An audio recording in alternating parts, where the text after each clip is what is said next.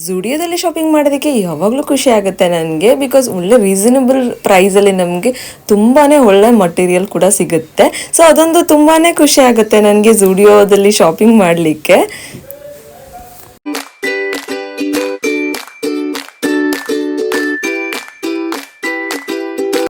Hello everyone, welcome back to my YouTube channel.